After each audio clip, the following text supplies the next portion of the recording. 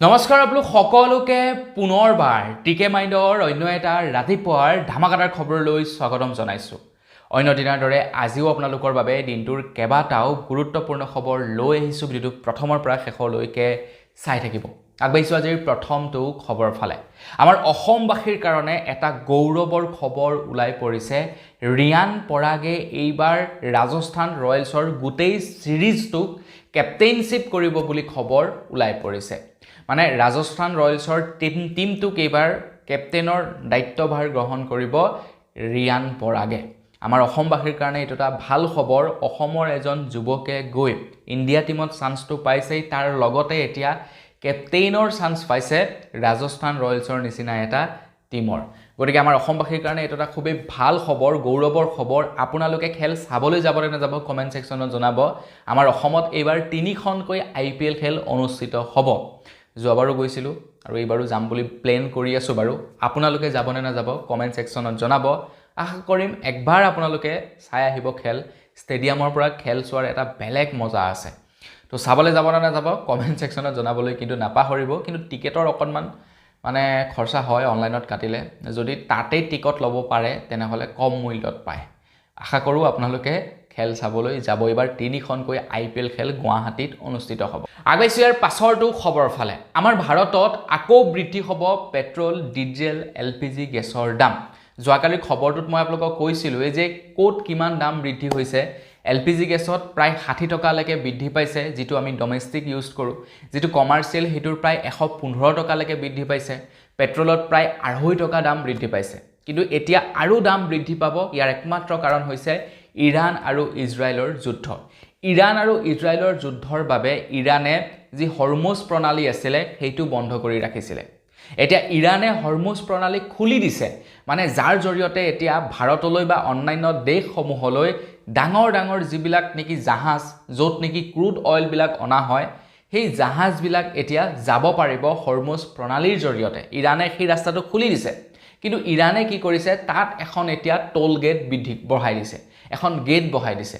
আৰু সেই হৰমুজ প্ৰণালী পাৰ হৈ আহিবৰ কাৰণে প্ৰত্যেকখন দেশে এতিয়াৰে পৰা $2 মিলিয়ন টকা দিব লাগিব। মানে প্ৰায় 18 কোটি টকা দিব লাগিব। আৰু এইটো হৈছে হৰমুজ টোল। যেনেকৈ আমি নেশ্যনেল হাইৱেত পাৰ হৈ যাওঁতে টোল গেটত টোল কৰ দিব লাগে, ঠিক তেনেকৈ এতিয়া হৰমুজ পাৰ হৈ আহোঁতেও যিমানবিলাক নেকি জাহাজ আহিব, জাহাজসমূহে $18 মিলিয়ন টকা পে' কৰিব লাগিব। মানে $2 মিলিয়ন টকা পে' কৰিব লাগিব, অৰ্থাৎ 18 কোটি টকা পে' কৰিব লাগিব ইৰাণক। আৰু যাৰ ফলত নেকি এতিয়া পেট্ৰল ডিজেলৰ দামটো আৰু বাঢ়িব। এনেও বাঢ়িছিলে, আগতে $60, $70, $90 হৈছিলেগৈ পাৰ বেৰেল ক্ৰুড অইলৰ দাম। এতিয়া প্ৰায় 160 মান হৈছেগৈ। গতিকে তেনে ক্ষেত্ৰত আকৌ 18 কোটি টকা যদি প্ৰত্যেকখন চিপৰ প্ৰতি বেছিকৈ ল'বলৈ হয় ন, আৰু বাঢ়ি যাব দাম। আগবাঢ়িছোঁ ইয়াৰ পাছৰটো খবৰ ফালে। আদানীৰ পৰা প্ৰায় 3200 মেগাৱাট কাৰেণ্ট প্ৰত্যেক বছৰে ক্ৰয় কৰিব। কিন্তু আপোনালোকে বাৰু জানেনে আমাৰ অসমক কিমান কাৰেণ্টৰ দৰকাৰ হয়? এটা ৰিপৰ্ট ওলোৱা অনুসৰি আমাৰ অসমক বৰ্তমান সময়ত প্ৰায় 2829 মেগাৱাটৰ কাৰেণ্টহে প্ৰয়োজন হয় পাৰ ইয়েৰ।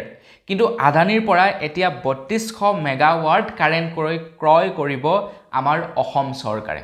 এতিয়া বহুলোকে হয়তো ক'ব পাৰে যে ভালেই হ'ব, অসমৰ মানুহে কাৰেণ্ট নন ষ্টপ পাব। নন ষ্টপ কাৰেণ্ট দিলেও 2829 মেগাৱাটৰ কাৰেণ্টহে খৰচা হ'ব 2035 চন পৰ্যন্ত আমাৰ অসমত। গতিকে তেনে ক্ষেত্ৰত আদানীৰ পৰা যি অতিৰিক্ত কাৰেণ্ট ক্ৰয় কৰিছে অসম চৰকাৰে, তাৰ বাবদ আদানীৰ প্ৰতি 5 বছৰত প্ৰায় 12,564 কোটি টকাৰ লাভ হ'ব বুলি খবৰ ওলাই পৰিছে। 12,564 কোটি টকা। এতিয়া হয়তো বহুলোকে এইটো ভাবিব পাৰে যে যিটো কাৰেণ্ট ব্যৱহাৰ নকৰে, সেই ব্যৱহাৰ নকৰা কাৰেণ্টৰ বাবদ কিয় পইচা দিব লাগিব আদানীক? কিন্তু আপুনি যেনিবা ছাপ'জ ধৰি লওক আমাৰ অসমে যিটো নেকি 3200 মেগাৱাট কাৰেণ্ট ক্ৰয় কৰিছে, তাৰে যেনিবা 2800 মেগাৱাট কাৰেণ্টে ইউজ কৰিলে। বাকী যিখিনি ইউজ নকৰিলে, ইউজ নকৰা কাৰেণ্টখিনিৰ বাবতো কিছু চাৰ্জেছ পে' কৰিব লাগিব অসম চৰকাৰে। গতিকে এইটো জাষ্ট এই খবৰটো আপোনালোকক এইকাৰণে জনাইছোঁ যে ইয়াৰ জৰিয়তে এক প্ৰকাৰ ক'বলৈ গ'লে বিশেষ ঘোটালা হৈ আছে। আৰু এই ৰিপৰ্টছ দাঙি ধৰিছে একাংশ সংবাদ মাধ্যমে। আগবাইছোঁ ইয়াৰ পাছৰটো খবৰ ফালে খবৰ ওলাই পৰিছে অলক পাণ্ডেৰ ওপৰত, মানে এজন শিক্ষকৰ ওপৰত খবৰ ওলাই পৰিছে। আপোনালোকে বাৰু ফিজিক্সৱালা শিক্ষকজনক চিনি পায় নে নাপায় কমেণ্ট ছেকশ্যনত জনাব। আপোনালোকে যদি চিনি নাপায় ইউটিউবত বা গুগলত ছাৰ্চ কৰিব ফিজিক্সৱালা নতুবা অলক পাণ্ডে, তেতিয়া আপোনালোকে চিনি পাব সেই শিক্ষকজনক। শিক্ষকো যে ইমান ধনী হ'ব পাৰে তেখেতে প্ৰমাণ কৰি দিছে। শিক্ষকো মানে শিক্ষকতা কৰিও যে মানুহ ইমান ধনী হ'ব পাৰে, এজন বৃহৎ বিজনেছমেন বনিব পাৰে, সেই বস্তুটো তেখেতে প্ৰমাণ কৰি দিছে। এটা খবৰ ওলাই পৰিছে অলক পাণ্ডেলে আমাৰ ভাৰত চৰকাৰে প্ৰায় 263.3 কোটি টকাৰ ইনকম টেক্স নটিচ প্ৰেৰণ কৰিছে অলক পাণ্ডেলে। 263 কোটি টকাৰ। ভাবক তেনেহ'লে তেখেতৰ উপাৰ্জন কিমান। তেখেতলে ইনকম টেক্স নটিচেই পঠাইছে 263 কোটি টকাৰ। তেখেতৰ নাম ৰিচেণ্টলি 2026 চনৰ ৱৰ্ল্ড বিলিয়নিয়াৰ লিষ্টত তেখেতৰ নাম আহিছিলে। আৰু ৱৰ্ল্ড বিলিয়নিয়াৰ লিষ্টত তেখেতৰ নাম অহাৰ লগে লগে ইনকম টেক্স ডিপাৰ্টমেণ্টৰ ফালৰ পৰা 263.3 কোটি টকাৰ ইনকম টেক্স নটিচ জাৰি কৰি দিয়া হৈছে। এতিয়া তেখেতে যদি টেক্স মানে চুৰ কৰিছিলে তেনেহ'লে তেখেতৰ বিপদ আছে। যদি টেক্স চুৰ কৰা নাই, তেখেতে যদি সঠিকভাৱে টেক্স পে' কৰি আছে তেনে কোনো প্ৰব্লেম নাই। আৰু যদি চুৰ কৰিছিলে ন, তেখেতৰ বিপদ আছে, তেখেত জেল পৰ্যন্ত যাব লগা হ'ব পাৰে। আগবাইছোঁ ইয়াৰ পাছৰটো খবৰ ফালে। লণ্ডনৰ ৰাজপথত আমাৰ ভাৰতৰ 2 যুৱকে পাণ খাই পিক পেলাইছিলে। পাণ খাই পিক পেলাইছিলে, যাৰ বাবে নেকি লণ্ডনৰ আদালতে তেখেতলোকৰ ওপৰত প্ৰায় $125 ফাইন লগাইছিলে। আৰু সেই দুজন যুৱকে এই ফাইনটোক বৰ চিৰিয়াছলি নল'লে, যাৰ বাবে নেকি এতিয়া দুয়োগৰাকীলে প্ৰায় $1700 টকাৰ জৰিমনা লগাইছে আদালতে, লণ্ডনৰ আদালতে। প্ৰথমে $125 ফাইন লগাইছিলে, কিন্তু তেওঁলোকে $125 ফাইনটোক বৰ চিৰিয়াছলি নল'লে, যাৰ কাৰণে এতিয়া তেওঁলোকৰ ওপৰত $1700 টকাৰ ফাইন লগাইছে। মানে কিমানমান হ'ব, প্ৰায় আপোনালোকে এটা কেলকুলেট কৰকচোন। 1700 ইনটু 94 ৰুপিজ কিমানমান হ'ব আপোনালোকে নিজেই কেলকুলেট কৰক। প্ৰায় 1 লাখতকৈও বেছি টকাৰ তেওঁলোকৰ ওপৰত ফাইন লগাইছে, জাষ্ট বিকজ তেওঁলোকে থু পেলাইছিলে পাণ খাই। আৰু আমাৰ ভাৰত চৰকাৰেও যদি তেনেকৈ ফাইন লগাবলৈ হয়, তেনেহ'লে ভাবক কেৱল থু পেলোৱাৰ বাবতেই আমাৰ ভাৰতে কিমান টকাৰ যে ইনকম কৰিব তাৰ কোনো ঠিক নাই। থু পেলোৱাৰ বাবতে, কাৰণ আমাৰ ভাৰতৰ মানুহবিলাকে নন ষ্টপ গুটখা পাণ মছলা চুবাই থাকে, ক'ত থু পেলায় অ'ত থু পেলায়। গতিকে থু পেলোৱাৰ বাবতে ভাৰতে কিমান টকাৰ ইনকম কৰি ল'ব ন, তাৰ কোনো ঠিক নাই। তো লণ্ডনত 2জন ভাৰতীয়ৰ ওপৰত ফাইন লগাই দিছে। তো মোৰ মতে ভাৰততো এনেকুৱা কৰি দিব লাগে। ভাৰত চৰকাৰে যে একেদিনাই কিমান কোটি টকা ৰাজহ সংগ্ৰহ কৰিব ন, তাৰ কোনো কিন্তু ঠিক নাই। আগবাইছোঁ ইয়াৰ পাছৰটো খবৰ ফালে। আমাৰ ভাৰতবৰ্ষত এতিয়া প্ৰতি লিটাৰ ডিজেলৰ দাম প্ৰায় 110 টকা হ'বগৈ। প্ৰতি লিটাৰ পেট্ৰলৰ দাম প্ৰায় 120 টকা হ'বগৈ। প্ৰতি লিটাৰ পেট্ৰলৰ দাম বৰ্তমান কিমান? খুব বেছিতকৈ বেছি 90 টকা, হয়নে নহয়? প্ৰতি লিটাৰ ডিজেলৰ দাম 90 টকা। প্ৰতি লিটাৰ পেট্ৰলৰ দাম বৰ্তমান প্ৰায় 100 টকা, 102 টকা, 103 টকা এনেধৰণৰ। কিন্তু প্ৰতি লিটাৰ ডিজেলৰ দাম এতিয়া 109 টকা হ'বগৈ। প্ৰতি লিটাৰ পেট্ৰলৰ দাম প্ৰায় 120 টকা পৰ্যন্ত হ'বগৈ। এই খবৰ মানে পৰা কনফাৰ্ম খবৰ, আৰু এই খবৰ জনাইছে IOCLৰ তৰফৰ পৰা। আৰু IOCLে কনফাৰ্মেশ্যন দিছে যে কি কাৰণে এই দাম বৃদ্ধি পাইছে। তো ইণ্ডিয়ান অইল কৰ্পৰেশ্যন লিমিটেডৰ তৰফৰ পৰা কৈছে যে বৰ্তমান সময়ত প্ৰতি বেৰেল খাৰুৱা অইল 156 মাৰ্কিন ডলাৰৰ কিনি আনিব লগা হৈছে। যি বেৰেল খাৰুৱা অইল আগতে $71 কিনিছিলে, এতিয়া ভাৰতে সেই মানে একেই বেৰেল খাৰুৱা অইল $156 কিনিব লগা হৈছে। তাতে আকৌ ইৰাণে 18 কোটি টকাৰ টেক্সো লগাই দিছে, মানে টোল কৰ লগাই দিছে। গতিকে সেইবাবেই অভাৱনীয় হাৰত পেট্ৰল ডিজেলৰ দাম বৃদ্ধি পাব বুলি জনাইছে ইণ্ডিয়ান অইল কৰ্পৰেশ্যন লিমিটেডৰ তৰফৰ পৰা। গতিকে গাড়ী মটৰ চলোৱা বাদ দিয়ক, ভাবকচোন আপোনালোকে প্ৰায় 120 টকা হ'বগৈ পাৰ লিটাৰ পেট্ৰলৰ দাম, আৰু পাৰ লিটাৰ ডিজেলৰ দাম হ'বগৈ প্ৰায় 110 টকা। মইতো ক'ম ইলেক্ট্ৰিক ভেহিকেল লোৱাই ভাল আছিলে। বাদ দিয়ক petrol diesel vehicle, electric vehicle লওক। আৰু ভাৰত চৰকাৰে মানে বহি ধুনীয়াকৈ চাই আছে, গোটেই মজাখিনি লৈ আছে। আগবাইছোঁ ইয়াৰ পাছৰটো খবৰ ফালে। হাৰিয়ানাত এটা ৰাতিৰ ভিতৰত প্ৰায় 10,000 গছ পুলি কাটি পেলালে। এটা ৰাতিৰ ভিতৰতে প্ৰায় 10,000 জোপা গছ কাটি পেলালে চৰকাৰৰ তৰফৰ পৰা হাৰিয়ানাত। আৰু এই গোটেই ঘটনাটো এজন পুলিচে মানুহৰ ওচৰলৈ সত্যটো উত্থাপন কৰিবলৈ আহিছিলে আৰু যাৰ ফলত নেকি সেই পুলিচ বিষয়াজনকে সাসপেন্ড কৰিলে বুলি খবৰ ওলাই পৰিছে খবৰ লোৱা অনুসৰি 10,000কৈ গছ নাইকিয়া হৈ গ'ল হাৰিয়ানাত মাত্ৰ এটা ৰাতিত হাজাৰ জোপা গছ কাটি পেলোৱা হ'ল এই অন্যায়ৰ সত্যটো পোহৰলৈ আনিবলৈ সাহস কৰা এজন বনৰক্ষীকেই উল্টা স্থগিত কৰা হ'ল বুলি খবৰ ওলাই পৰিছে এতিয়া তেওঁ একেলগে প্ৰতিবাদকাৰীৰ সৈতে থিয় হৈ প্ৰতিবাদ সাব্যস্ত কৰি আছে মানে ভাবক এটা ৰাতিৰ ভিতৰতে হাজাৰ জোপা গছ কাটি ধ্বংস কৰি পেলাইছে কিয় ইয়াৰ একমাত্ৰ কাৰণ হৈছে ডাঙৰ বিজনেছমেন বিলাকে তাতে বিজনেছ এষ্টাব্লিছ কৰিব আৰু গছ বন কাটি তাত থকা জীৱ-জন্তু বিলাকক মানে ধ্বংস দি দিছে আগৈছো ইয়াৰ পাছৰটো খবৰ ফালে খবৰ ওলাই পৰিছে টেলিকম কোম্পানীৰ তৰফৰ পৰা এতিয়া টেলিকম কোম্পানীসমূহে আমি ব্যৱহাৰ কৰি থকা ৰিচাৰ্জ প্লেন বিলাকৰ দামবিলাক কমাব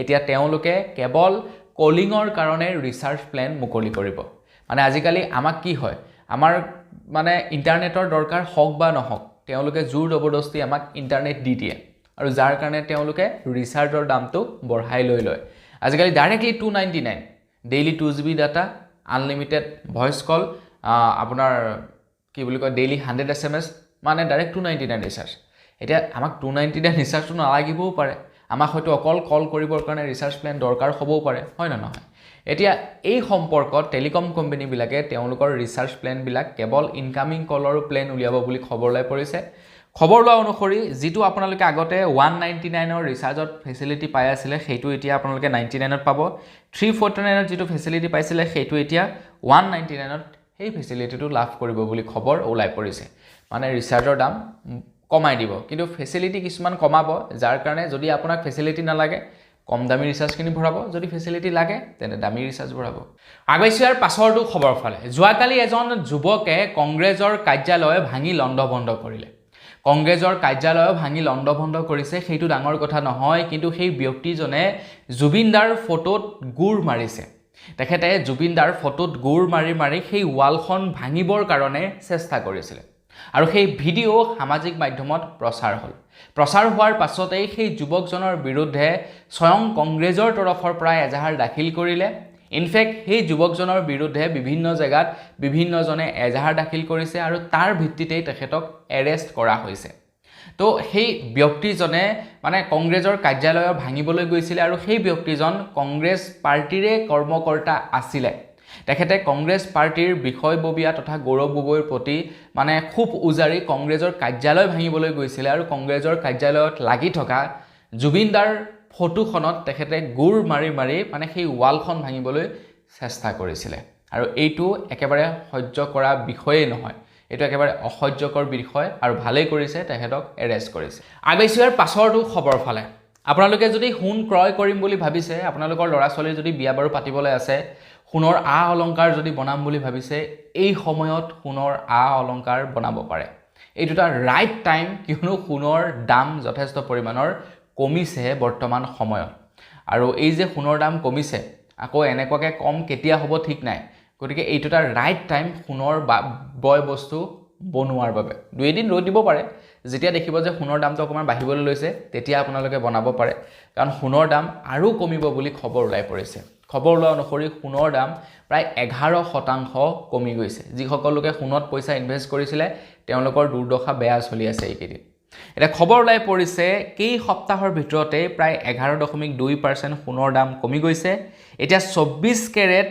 পাৰ গ্ৰাম সোণৰ দাম হৈছে 14890 টকা তাৰ লগতে 22 কেৰেট পাৰ গ্ৰাম সোণৰ দাম হৈছে 23654 টকা বহুত বাঢ়িছিল দাম কিন্তু এতিয়া অকনমান দাম কমা দেখিবলৈ পোৱা গৈছে গতিকে দুই দিন ৰৈ দিয়ক যদি বিয়াবোৰ পাতিব লগা আছে মানে এটা ৰাইট টাইম সোণৰ বয় বস্তু বনোৱাৰ বাবে তো আগতেতো বহুত কম আছিল কিন্তু হঠাতে বহুত দাম বাঢ়ি গৈছিল কিন্তু আকৌ এতিয়া বহুত দিন ধৰি দাম কমি আছে আগৈছো ইয়াৰ পাছৰটো খবৰ ফালে খবৰ লাই পৰিছে টেলিকম কোম্পানী ওপৰতে তো আপোনালোকে যি কোম্পানীৰে সিম কাৰ্ড ব্যৱহাৰ নকৰক কিয় এতিয়া হয়তো টেলিকম কোম্পানী সমূহে আপোনালোকৰ ইনকামিং কল ফ্ৰী কৰিব জাস্ট এটা এবছৰৰ কিবা এটা চাৰ্জেছ ল'ব আৰু সেই চাৰ্জেছটো মতেই আপোনালোকে গোটেই বছৰটো ইনকামিং কল ফ্ৰীকে লাভ কৰি থাকিব মানে আপোনালোকৰ পৰা কল নাযাব কিন্তু আপোনালোকলৈ কল আহিব আগতেতো সেই চিষ্টেমটোৱে আছিলে আপোনাৰ পৰা কল নাযায় কিন্তু আপোনালৈ কল আহি থাকে মানে ইনকামিং কলটো অন হৈ থাকে কিন্তু আজিকালি ৰিচাৰ্জ নাইকিয়া হোৱাৰ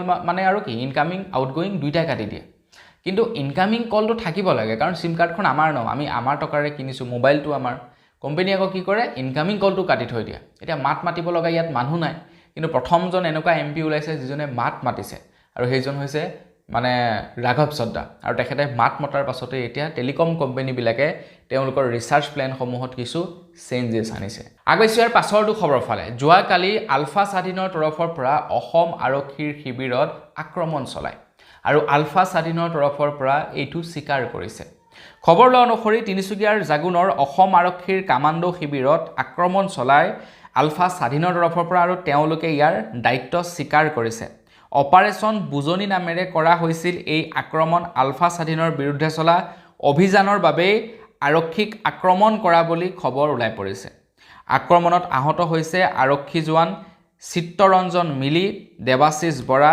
জিম্বাক মৰাণ আৰু ৰবি গড় এইকেইজন আহত হৈছে বুলি খবৰ ওলাই পৰিছে কোনো ব্যক্তিৰে প্ৰাণ হানি হোৱা নাই মানে আলফা স্বাধীনৰ ওপৰত অপাৰেশ্যন চলাইছিলে অসম পুলিচে আৰু তাৰ শুভতে আলফা স্বাধীনেও অসম পুলিচৰ ওপৰত মানে আপোনাৰ তেওঁলোকৰ ফালৰ পৰা চলাই দিছিলে মানে এটেক আৰু সেই কাৰণেই কেইজনমান লোকৰ আঘাত হয় আগবাইছোঁ ইয়াৰ পাছৰটো খবৰ ফালে ইয়াৰ পাছৰ খবৰটো ওলাই পৰিছে মৰিয়নি সমষ্টিৰ পৰা মৰিয়নি সমষ্টিত ৰূপজ্যোতি কুৰ্মীৰ পৰিয়ালবৰ্গ তথা ৰূপজ্যোতি কুৰ্মীয়ে বিগত প্ৰায় 30 বছৰমান ধৰি শাসনভাৰ চলাই আহিছে কিন্তু তাৰ পাছতো এতিয়াহে মৰিয়নিৰ সমষ্টিৰ মানে স্বৰূপটো দেখিবলৈ পাইছোঁ যে মৰিয়নি সমষ্টিৰ যথেষ্ট উন্নয়ন হ'বলৈ বাকী আছে ৰাস্তা পদূলিৰ পৰা ধৰি একেবাৰে মৰিয়নি সমষ্টিৰ মানে খোৱা পানী পৰ্যন্ত এতিয়ালৈকে উন্নয়ন হ'বলৈ বাকী আছে এতিয়া ৰূপজ্যোতি কুৰ্মী ডাঙৰীয়াই কয় যে বিগত 10 বছৰত যি উন্নতি হৈছে সেই উন্নতি যোৱা 70 বছৰে হোৱা নাই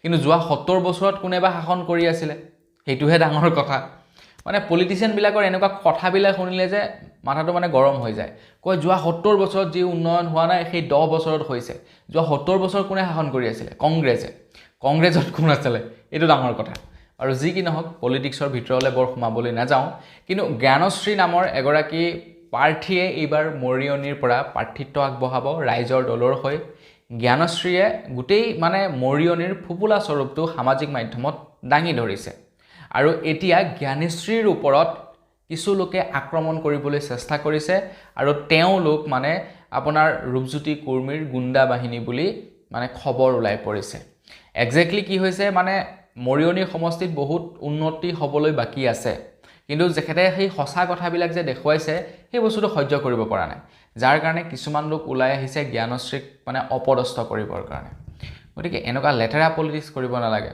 সুস্থ পলিটিক্স কৰক ভাই ৰাইজে যদি ভাল পাইছে নিশ্চয় আপোনাক ভোট দিব যদি আপুনি ইমান বছৰে ভাল কাম কৰিছে নিশ্চয় আপোনাক ভোট দিব এই আজিকালি অহা ছোৱালীজনী কিয় ভোট দিব গতিকে আজিকালি অহা ছোৱালীজনীলে ভয় কৰিব লাগে নেকি নালাগে নহয় আপুনি যদি কাম কৰিছে নিশ্চয় জিকিব আগবাইছোঁ ইয়াৰ পাছৰটো খবৰ ফালে খবৰ ওলাই পৰিছে ঢেকিয়াজুলিৰ পৰা ঢেকিয়াজুলিত যোৱাকালি এটা ভয়ংকৰ পথ দুৰ্ঘটনা হয় খবৰ ওলাই পৰিছে খবৰ লোৱা অনুসৰি এখন ট্ৰাক আৰু এম্বুলেন্সৰ মুখামুখি সংঘৰ্ষ হয় য'ত নেকি 8জন লোকৰ মৃত্যু হয় 8জন লোক আছিল এম্বুলেন্সখনত মানে ৰোগীসহ 8জন লোক আছিল এম্বুলেন্সখনত তো এম্বুলেন্সখনৰ ভিতৰত থকা 8জন ব্যক্তিৰে মৃত্যু হয় এখন ট্ৰাক আৰু এম্বুলেন্সৰ মুখামুখি সংঘৰ্ষ কাৰণ এম্বুলেন্সবিলাক লাহে লাহে নাহে অকণমান স্পীডত আহে আৰু তেওঁলোক স্পীডত আহিবও লাগিব গতিকে তেনেকুৱা যদি এক্সিডেণ্ট এটা হয় তেওঁলোকৰ ক্ষতি বেছিকৈ হয় আৰু ট্ৰাকৰ সৈতে এক্সিডেণ্ট যিহেতু হৈছে গোটেই কেইজনৰে মৃত্যু হ'ল আগবাইছোঁ একেবাৰে শেষৰটো খবৰৰ ফালে আহি আছে IPL খেল IPLৰ পূৰ্বে এতিয়া আমাৰ ভাৰতবৰ্ষত ভাৰত চৰকাৰৰ ফালৰ পৰা কেন্দ্ৰ চৰকাৰৰ ফালৰ পৰা প্ৰায় 300টা বেটিং এপ্লিকেশ্যন বেন কৰিছে আৰু তাৰ লগে লগে প্ৰায় 8400টা ৱেবছাইট বেন কৰি পেলাইছে এতিয়া বিভিন্ন ধৰণৰ বেটিং এপ্লিকেশ্যনবিলাক আছে নাম ইয়াতে উচ্চাৰণ নকৰোঁ নহ'লে মোৰে বিপদ হৈ যাব নামবিলাক উচ্চাৰণ কৰিলে তো বহুতো এনেকুৱা বেটিং এপ্লিকেশ্যন আছে মানে জুৱাৰ এপ্লিকেশ্যন আছে যিবিলাকক হয়তো প্ৰমোট কৰি থকা আপোনালোকে দেখা পায় অসমৰ বহুতো ইনফ্লুৱেঞ্চাৰে প্ৰমোট কৰি থাকে এতিয়া IPL যিহেতু আহিছে আৰু মানে প্ৰমোট কৰিব সিহঁতে ঢেৰ পইচা দিয়ে বৰ তামাম পইচা দিয়ে কৈছোঁ ন আপোনালোকৰ মানে লোভ লাগি যাব ইমানেই হেভি এমাউণ্টৰ পইচা দিয়ে মোক যে কিমান অফাৰ কৰে ন মই আজিলৈকে তেনেকুৱা ধৰণৰ এপছবিলাকক প্ৰমোট মানে কৰাই নাই, নকৰোৱে। বৰ সাংঘাতিক মানে, চেনেল বৰবাদ হৈ যাব, চেনেল উৰি যোৱাৰ চান্স থাকে। তামাম পইচা দিবলৈ ৰাজি হয়, কিন্তু প্ৰমোট কৰাত ৰিস্ক আছে আৰু নকৰাও ভাল। আৰু যি কি নহওক, তো সেই তেনেকুৱা ধৰণৰ প্ৰায় 300টা বেটিং এপ্লিকেশ্যন এতিয়া বন্ধ কৰিছে কেন্দ্ৰ চৰকাৰৰ ফালৰ পৰা। তো মই আপোনালোকক ৰিকুৱেষ্ট কৰিম, পৰাপক্ষত এইবিলাকত পইচা পাতি নলগাব, চব যাব বাপেকে, বৰবাদ হৈ যাব। তো বন্ধুসকল বছ, আজিৰ ভিডিঅ'ত জনাবলগীয়া খবৰ ইমানকেইটাই আছিলে। খবৰকেইটা জানি আপোনালোকৰ কেনে লাগিলে কমেণ্ট ছেকশ্যনত জনাব। যদি ভাল লাগিলে লাইক এটা কৰিবলৈ নাপাহৰিব। চেনেল যদি ছাবস্ক্ৰাইব কৰা নাই, ছাবস্ক্ৰাইবটো কৰি ল'ব। পুনৰ এটা ভিডিঅ' লগ কৰাৰ কাৰণে বিদায় মাগিছোঁ। ধন্যবাদ। জয় অসম।